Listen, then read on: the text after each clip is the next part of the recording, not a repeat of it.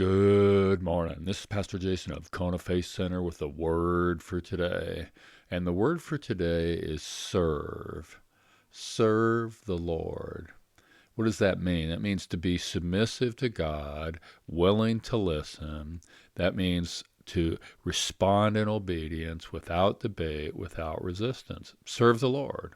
It also means to remove everything that is in God's rightful place in my life. We are called to serve the Lord. Serve the Lord and do not rebel. Walk in his ways so that all of his promises may come to pass. Serve the Lord.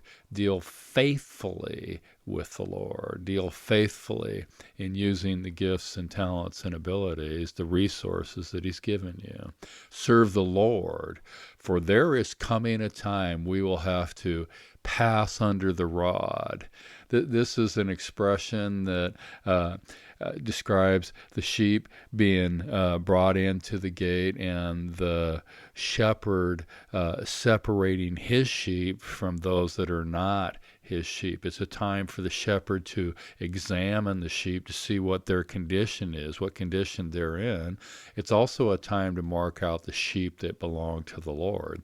So serve the Lord, and he will take pleasure in me. Serve the Lord, and he will receive my tithes and offerings. Serve the Lord, and he will accept me. What a fabulous promise. Serve the Lord, and he will separate me out and gather me to himself. Serve the Lord, and he will show himself holy to me in the sight of all. Serve the Lord, and I will know him. And I will know that he deals with me for his namesake and not according to my transgressions. Now, Romans 9 brings the difficult ideas of election and God's sovereignty into play here. My position is that God is sovereign, that God does choose, that God in his sovereignty chooses people he knows in his foreknowledge will respond to him in faith and serve him. Now, our understanding of God is what's at point here. Is your understanding of God that he is there to serve you? Consumer Christianity? Telling God what to do? Is that your understanding of what God's all about? Or is your understanding of God is that you are there to serve him, to let him tell you what to do, to serve his purposes, to serve his kingdom?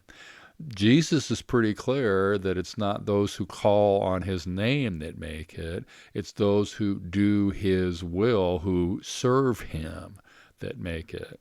The Lord in Ezekiel makes the same point. It's not those who call his name that make it, but those who serve him who make it. I love Joshua's challenge to the people.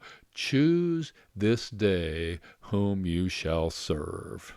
As for me and my house, we will serve the Lord. The word for today is serve. Choose to serve God today. God bless. Check in tomorrow.